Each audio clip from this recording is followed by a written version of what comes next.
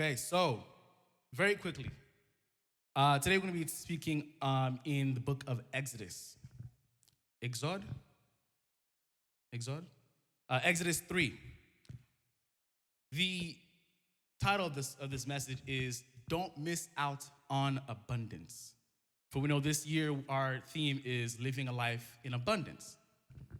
So I don't want you to miss out on it because it can be easy to miss out on something that's meant for you, especially when you don't even know that it's coming towards you or when it's coming towards you. But we believe this year that we all will live a life of abundance, a year of abundance. So we're taking us to Exodus chapter 3. Exode chapitre 3, on believe verset 1 jusqu'au verset 10. Chapter 3, verse 1 through 10. Now Moses was tending the flock of Jethro, his father-in-law, the priest of Midian, and he led the flock to the far side of the wilderness and came to Horeb, the God of the mountain. There the angel of the Lord appeared to him in flames of fire from within a bush. Moses saw that the bush was on fire, but it did not burn up. So Moses thought, I will go over there and see this strange sight, why the bush does not burn up. And when the Lord saw that he had gone over to look, God called to him from within the bushes, Moses, Moses. And Moses said, Here I am. Do not come any closer, God said. Take off your sandals, for the place where you are standing is holy ground. Then he said, I am the God of your father, the God of Abraham, the God of Isaac, and the God of Jacob. At this, Moses hid his face because he was afraid to look at God.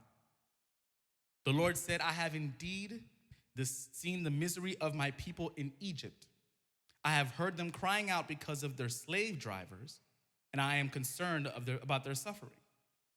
So I have come down to rescue them from the hand of the Egyptians and to bring them out of the land into a good and spacious land, a land flowing with milk and honey, the home of the Canaanites, the Hittites, Amorites, Perizzites, Hivites, and Jebusites. And now the cry of the Israelites has reached me, and I have seen the way the Egyptians are oppressing them. So now go, I am sending you to Pharaoh to bring my people, the Israelites, out of Egypt. Word of God. A little background story. Back in Genesis, God had promised Abraham and his descendants that he would bring his people, the Israelites, to the land that we know as Canaan. Land of milk and honey, land, as it says in the word, very spacious and very profitable, land of milk and honey, like he said. But here's the thing. Abraham had gone to Egypt, and Egypt, with Abraham and his descendants, were only about 40 people at best. Fast forward 400 years, Abraham dies off along with all his siblings, but the people of Israelites grew and grew and grew and grew and grew. Abraham, before he had passed, had a relationship with the current Pharaoh back 400 years ago. And the Pharaoh favored the Israelites. But after 400 years pass, that old Pharaoh passes and a new Pharaoh comes into power that does not favor the Israelites. So he sees that the Israelites are now grown from a number of 40 to in the hundreds. And he fears that these Israelites, not being Egyptians, if they decide to, could be a threat to his kingdom. So what does he do? He doesn't kick them out, but he wants to oppress them. He oppresses them. Now, when God approaches Moses to take Israelites out of oppression, he wants to bring them out of their slavery to a life of abundance that was already promised to them and their ancestors hundreds of years ago. Now, when he did this, as you read in the word, we don't have a whole lot of time. I've got another 13 minutes. But when you read in the word later on, it sees, even in verse 11, but Moses said to God, who am I that I should go to Pharaoh and bring the Israelites out of Egypt? You'll see as you read further on that Moses doubts his worthiness. He even hides his face away from God when the bush is burning, thinking that he should not be faced with God in this holy space that God has created, that God has called him to. He feels unqualified. But God, when he calls us to do something, when he calls us to be delivered or deliver others, he doesn't do it and just say, all right, here you go. No help. I gave you the word. That's all you should need. That's it. Go ahead. Do what I said. No. God equips us with what we need in order to do his word. He equips us with what we need in order to walk in abundance, to walk in the purpose of our lives. In his response, in the response to Moses constantly saying, God, yes, you've given me the word to go bring Israelites out of Egypt. Yes, you've even given me, as you'll see, I believe in verses 14 and 17, that you give me different signs to show the Pharaoh when I speak with him of what you can do to show that you are serious about bringing your people out of out of Egypt to Canaan. And and Moses still doubts it. He's like, God, okay, yes, I get it. Okay, you gave me these signs, great. I mean, he even tests the signs in front of them. One of the signs being to take his staff, throw it on the floor, and it turns into a snake. And as soon as he picks it back up, it doesn't turn to a snake anymore. It goes back to the staff. So Moses has seen these signs work for himself. So he further believes that God is serious about taking Israelites out of Egypt, and Moses is the one to do it.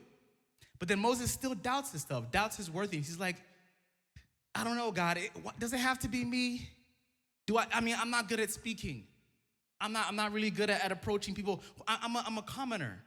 Who am I to go approach the king of Egypt? He's the king. He doesn't just see anybody. And God forbid, you forbid, I said something wrong, and now he kills me, and there goes your plans.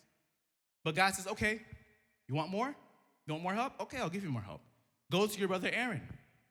In verses 29 and 31, he says, go to your brother Aaron. Let him be your voice. Let him speak the words I'm giving you now to the Pharaoh, but be with him and show him all the signs that the Pharaoh may believe. However, here's the twist. Here's the twist that when I was reading this for the first time, I was like, okay, but it's just a little contradictory. Let me tell you what happens. God knew before even Moses went off to go see the Pharaoh that the Pharaoh would not let Israelites go, at least not at the first attempt. He knew that the Pharaoh's heart would harden, that he would be like, no, Israelites are under Egypt. They're here. I have dominion over them. I'm not going to give them just because you say so, just because your God says so. Really? And so I'm thinking, really? God knew the Pharaoh wouldn't comply? He wouldn't agree? And yet he still wants to send Moses to Pharaoh and say, let my people go, as if it's going to be easy? But as I read further and further, I realize it's not about whether it's going to work the first attempt. It's not about whether, God wanted Moses to fail. That's not the point. The point was that every time, and as you read through the story, because we're running out of time, every time that you see Moses go up to Pharaoh, and he does this multiple times at the time, because Pharaoh is a very proud man. He's not letting him go. He's not letting the Israelites go. His heart continues to harden and harden and harden and harden. He's like, no, I'm not letting them go. You can show me all these things. And what's worse is that as you read through the story, Pharaoh takes it a step above. He says, oh yeah? You threw a staff on the ground and turned to a snake? I'm going to bring my magicians out. I'm going to make them do the same thing. You think your God is special? I can make them do the same things. That's nothing special. So who are you to come to me and ask me to bring the Israelites, let the Israelites go, if we can do the same thing your God can do? God knew this. He knew Moses was going to fail the first, second, third, fourth, fifth times. But God, when his plan is in purpose, when his plan is in action, God doesn't just give up. You may fail the first few times, but that doesn't mean God has given up on you or his plan. You have to trust, and this is the first point I'm bringing you to. You have to, when it comes to living in abundance, because God is still going to bring them out of Egypt, the Israelites out of Egypt to the land of Canaan. But when you're living a life in abundance in his plans, when he's about to deliver you, you have to have faith. That is the number one thing that you have to have. Because without faith, then you already believe that where you're at is going to be where you're at, and that's it. You're never going to be delivered. You don't even believe that you're going to be delivered. So if you're not going to believe it, because you're reading the story, the Israelites were praying. They knew that they were under oppression. They knew this is not where God wanted them to be. They knew it. And so they prayed and prayed and prayed and cried out to the Lord. That's how God heard them in the first place. And so now that Moses is going to continually go into Pharaoh and say, hey, let them go, let them go, let them go, let them go. With Pharaoh saying, no, I won't. What meaning is this without faith? What meaning is continuing to try something over and over again without faith? There's a saying that says that if someone does something over and over again and having the same results, but he keeps doing it over and over again and expects different results, it's like insanity. If you think that you're going to fly just by jumping up and down every day, you're never going to fly. That's insanity. But that's the thing between our concepts and our mindsets and what God can do. He's above the laws of this world. So if he says something is going to happen, it's going to happen. But you need to have what? Faith, la foi. So, in doing this, to make a long story short, God sends Moses to Pharaoh several times, and nothing happens. Pharaoh's getting upset to the point where he's like, well, if he continues to come here and think that he can command me because his God says to, then I'm going to oppress the Israelites even more. You know what? I'm going to go ahead and tell the slave masters, double their work. In fact, take what liberties we did give them away and have them not only continue to do the same work, but now they have to do it at even more of a handicap. Now they can't do the slavery that I'm making them do. Because why? All because their God thinks that they can command me, the king of Egypt, to let them go. The Pharaoh was on a slippery slope down. He wasn't already a great guy, but now he's even worse. Punishing the Israelites for something that the Israelites didn't do, but because of the command of God, Moses and Aaron kept coming to him, demanding that they be set free.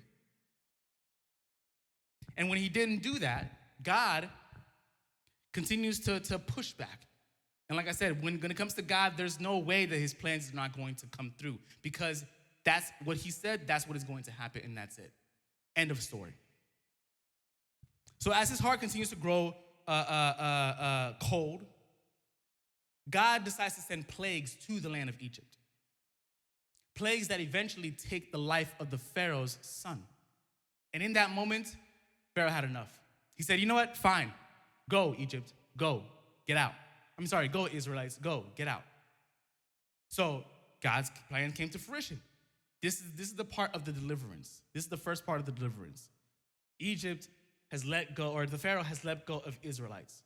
Now they're on the way out. But the Pharaoh, he's still so stubborn. Look what he does. It's only for a moment that he lets them out, because as soon as he lets them out, what does Pharaoh do? He sends these armies to go capture them. He sends the armies to go attack them. And he joins the army as well. He says, no, bring them back. And what happens? God doesn't cave. As they are fleeing Egypt, they approach the Red Sea, as some of you may know. And what does God help Moses do? He continues to help. He continues to help and provide aid to Moses. And what does he do? He said, Moses, lift up your hands. Now, I don't know if you guys have seen the movie it was a very old movie of how they recreated how Moses led Israelites out of Egypt, and he lifted his hand and parted the Red Sea. There's something that I'm realizing that is very symbolic when he did that. You know how in church we tell everyone to lift up your hands and wave and say hallelujah? What is this position that we're in right here? This is a position of surrender. It's the same position that Moses took to part the sea. He said, and it parted. This I believe is a position of surrender, a position of faith, a position of power. Not onto us, but onto God. Because look what he done. Because of this surrendering position, he didn't tell Moses to start shoveling water out of the way so he and all the Israelites can get through. No, he says simply have faith in me. Lift up your hands and I will see you through this. Lift up your hands and I will see you through this. So what are things in our lives that we are being delivered from, but when we come into trouble, we think that God is not trying to deliver us anymore, when he simply is asking you to lift up your hands. Surrender to me. I got this. I started this plan in the first place. If you just trust in me, I'm going to get you through it. But you need to surrender. Surrender control.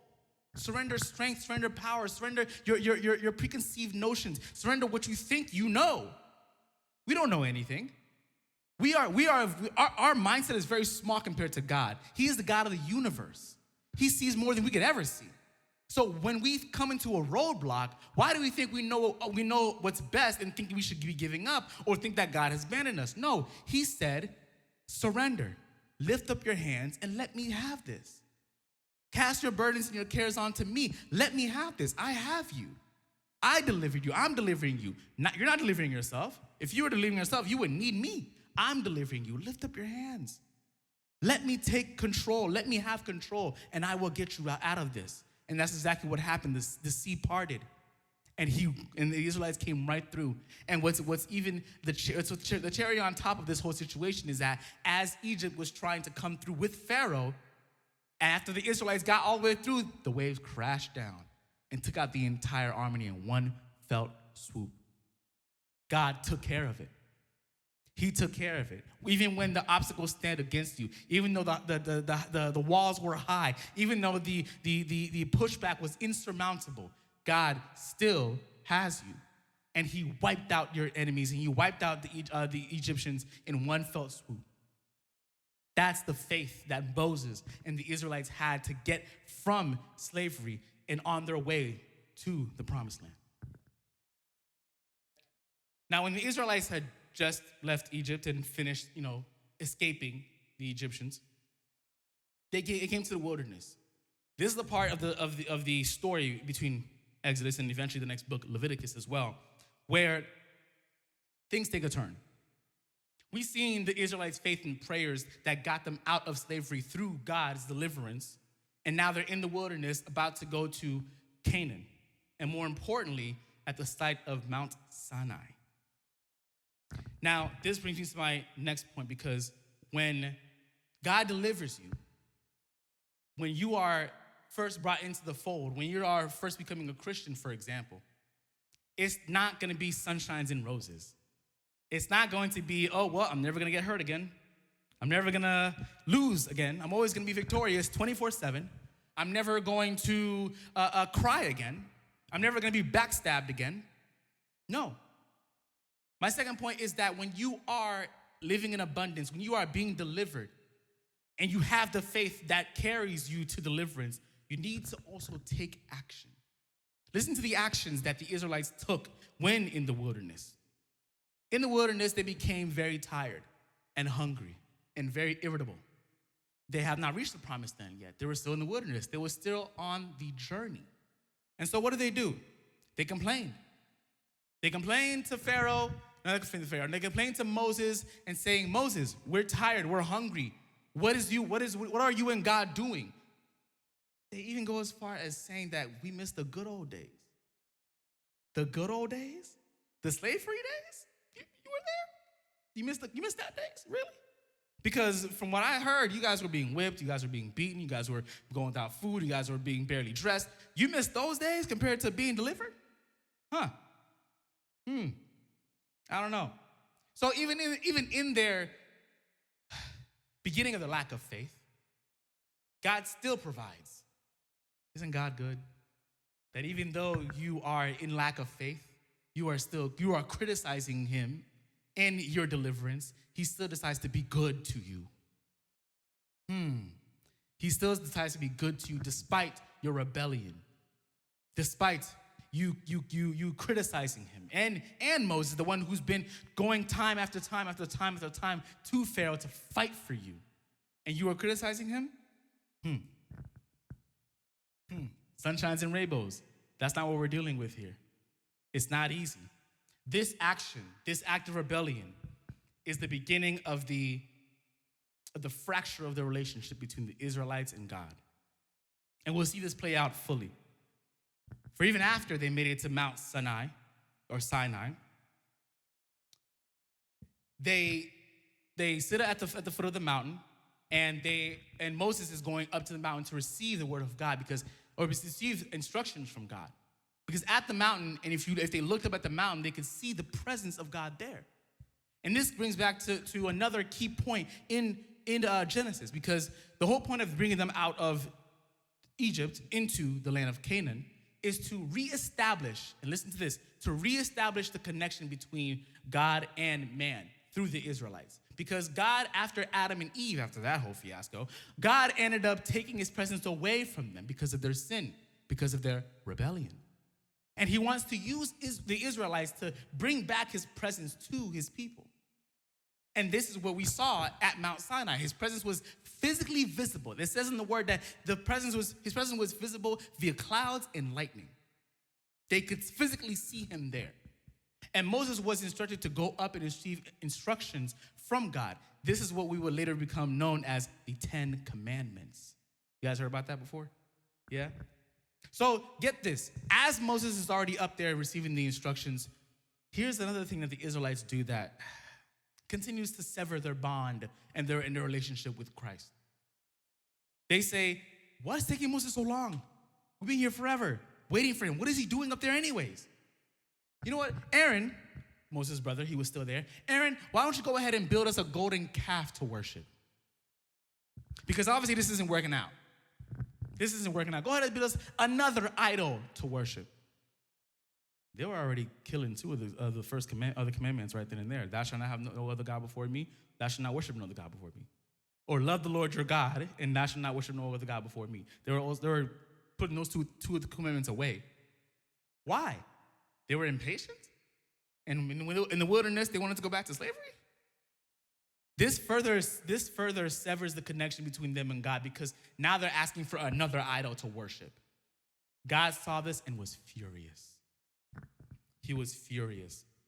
But even in his fury, God had mercy. Not because he wasn't furious anymore, not because he turned the other cheek just like that, but because Moses advocated for him. Moses advocated for the Israelites and said, God, I appeal to your better nature, Lord. I appeal to you to forgive the Israelites. They do not know what they're doing. They do not know what I'm doing up here specifically. They don't know the conversation we're having right now. Forgive them, Lord. Give them another chance. They've come this far. Why not? Give them another chance. God was like, okay. All right, I'll give them another chance. However, I have to deal with the ones who are asking for the idols. I have to deal with the ones that were trying to sever our relationship forever. Because I came here to do a job. I came to deliver them. I came to act on my word that I will deliver them out of Egypt to Canaan, and I will bring my presence back down to the Israelites. And I will amend that relationship again. But the Israelites are not helping at this point. They're going in opposite of me. So now, in retaliation to the Israelites asking of the idols to worship, God continues to do his plan. But, and we'll get to this at the end of Exodus if you go into Leviticus, when God builds the tabernacle, and this tabernacle, just for some context, this tabernacle is where God's presence was going to be. This new place where anyone can enter and be in God's presence in a specific place. This tabernacle was built, and in the word it goes into detail about how the tabernacle was built, about the specific types of stone they used to build the tabernacle, the furniture that was in the tabernacle. It goes into very detail. Exodus is a long book, guys. If you want a good read Exodus. It's a lot of fun. So they built the tabernacle, and when Moses, the one who was leading them all this time, was going in to be in God's presence, something happened. Moses couldn't get in. Moses could not go in the tabernacle. The one who didn't betray God, who didn't ask for an idol, who didn't do all these other things, but also advocated in the place of the Israelites to forgive them, couldn't enter the place where God's presence was supposed to be. Why? God is still upset. Yes, God brought them to the promised land. Yes, this is where all the Canaanites and all the people were dwelling as well, but Moses and the Israelites were not allowed to be in the tabernacle where God's presence was. This is the problem. And there was an answer to it. In Leviticus, it begins, there's certain parts to it. Again, we don't have a lot of time, but there's certain parts to it where God gives them different rituals to do to be able to enter the tabernacle once again. God is asking for sacrifices, for offerings. God asks that we not only give thanksgiving for him even delivering us out of Egypt, but to also repent. The second part was take action, correct? The third part is have obedience. Because you cannot be in God's presence and disobey him at the same time. You cannot. If he's delivered you to the life of abundance and you're in their journey, you take the wrong action, you must be obedient and repent. To continue to give thanksgiving, but to also understand that you have done wrong. Now, being in the wrong is going to last forever. As long as you give thanksgiving, as long as you make those sacrifices and offerings to God, he will forgive. And it shows later on in Leviticus that they do end up being able to enter the tabernacle and being in the presence of God again. But it took a lot longer than it should have had the Israelites had not taken the wrong action and been disobedient to God in the first place. There are a lot of things in life that we are being delivered from, whether it's poverty, whether it's inequality, whether it's coming from Haiti to America and living a better life, being delivered spiritually from being away from God to being part of God's family. And in that time, we think that, as soon as we step foot on this new land, as soon as we step foot in this new territory, that everything's going to be sunshines and roses. That everything's going to be good. No trouble's going to come our ways. Everything's going to be smooth sailing from now on. No, because that's when you start to get a big head. You start to trip and fall. You start to make mistakes. You start to count on you instead of him. You tend to take the wrong actions, thinking that you're going to be successful no matter what anyway. So why be careful? The Israelites were not careful what they said. They judged and criticized Moses and God. They were not careful in what they worshiped. They decided to worship another idol. But they paid for those mistakes in not being able to initially enter the tabernacle and be with God when they made it to Canaan. What are you not being obedient to in your life right now? What is God trying to deliver you from that you are in the journey of right now, but you are not committed enough and obedient enough to be fully delivered, to be fully in the presence of God? It takes obedience. It takes obedience, it takes time, and despite your failures, God is still gracious. Despite Moses' inability to speak to Pharaoh, despite Moses' doubt in himself, God gave him everything he needed in his journey, from speaking to Pharaoh to getting the Israelites delivered out of Egypt, to being in the wilderness, to parting of the Red Sea, to making it up the mountain of Sinai to receive the instructions from God himself. God gave him everything he needed in his journey. And in the very end, he was able to be in God's presence along with the Israelites in the tabernacle at Canaan. What are you thinking that you're unqualified for as of right now? What are you being delivered from right now that you are not taking action, when you are not obedient? And for my youth, I know it's not an easy thing to think about. What am I being delivered from? But what were you yesterday that you're not today? Who were you friends with yesterday that you are not today friends with? What were you saying and talking about yesterday that's not pleasing to God that you are talking about today? What are you doing? Are you taking the sides of the bullies at school, or are you taking the sides of the people being bullied? Are you the bullier, or are you the protector of the people being bullied? Are you the people spreading gossip, or are you the person setting the truth? Are you the person living a lie, or are you the person living for God? For my adults, are you fostering the children to the next generation, or are you letting somebody else do it? Let it be somebody else's problem. Being obedient and taking action are going hand in hand, because you cannot be obedient and do nothing. You cannot take action but yet be disobedient. You cannot have faith and yet not take action, because in James, I believe it says in James 2, verse 26, faith without work is dead. Faith without action is dead. And if you have no action, what are you believing in? What do you have faith in? What are you believing in God this year that you need to take action in? Are you believing him for a new home? Are you believing him for a new position? Are you believing him for colleges? Are you believing him for good grades? Are you believing him for better health? What are you believing in him that you're not taking action in? Take action, Doxa. Take action. We're believing him for a new building this year, are we not? We're believing in him for a great banquet this year, are we not? We're believing in him for an increased youth ministry this year, are we not? We're believing in him for a great couples trip ministry this year, are we not? We're believing in him for a great Doxa 8th anniversary this year, are we not? We're believing in for the Bible study ministry, for the prayer ministry on Friday nights, for every ministry and every person that we're doing and what we're doing and is touching in our lives. We're believing in all these things, but what action are we taking to get there? And how obedient are you? How obedient are you to God's word? I'll say this right now for myself because I feel like I'm preaching to myself, that I'm not as obedient as I should be, as I want to be. But as of today, I want to take action. I want to take action because God wants to requalify me. God wants to qualify me for greatness. God wants to qualify you for greatness.